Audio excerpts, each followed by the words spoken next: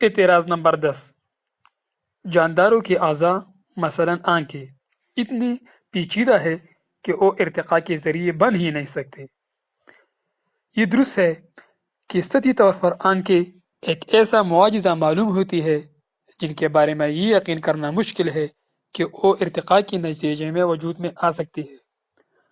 نہ صرف آنکھوں کی اپنی ساخت انتہائی پیچیدہ ہے، بلکہ آنکھوں سے دماغ کا رابطہ اور دماغ میں آنکھوں سے پیدا ہونے والے سگنل کی پروسیسنگ ایک مکمل نظام ہے جو بعض لوگوں کے مطابق حادثاتی طور پر ظہور پذیر نہیں ہو سکتا۔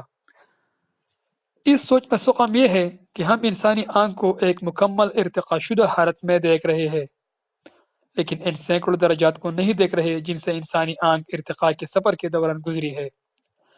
آج سائنسدان لاکھوں سپیشیز کے بارے میں جانتے ہیں جن میں کچھ کی آنکھیں انتہائی سادہ ہے، کچھ کی انتہائی پیچیدہ، اور بہت سے جانوروں کی آنکھیں پیچیدگی کے لحاظ سے ان دونوں کے درمیان کہیں واقع ہے۔ سب سے سادہ آنکھ ان کیڑوں یا ورمز کی ہے جن کے جلد کے کچھ حصے روشنی محسوس کر سکتے ہیں لیکن واضح شبیہ نہیں بنا سکتی۔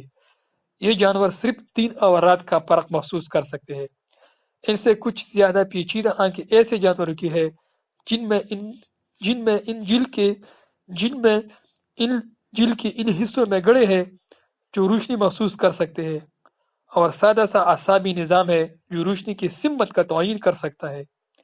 مزید کچھ جانوروں میں ان گڑھوں کے اوپر ایک چھوٹا سا سوراخ ہے جن میں سے روشنی گزر کر گڑھوں پر موجود فوٹو سینسیٹیو سیلز پڑتی ہے۔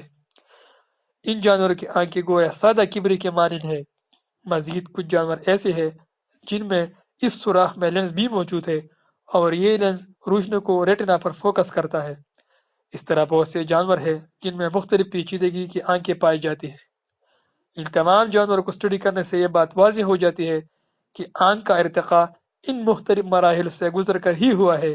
چنانچہ یہ کہنا کہ پیچیدہ اعضاء کا ارتقاء ممکن نہیں ان تمام حقائق کو نظر انداز کرنے کے مترادف ہے۔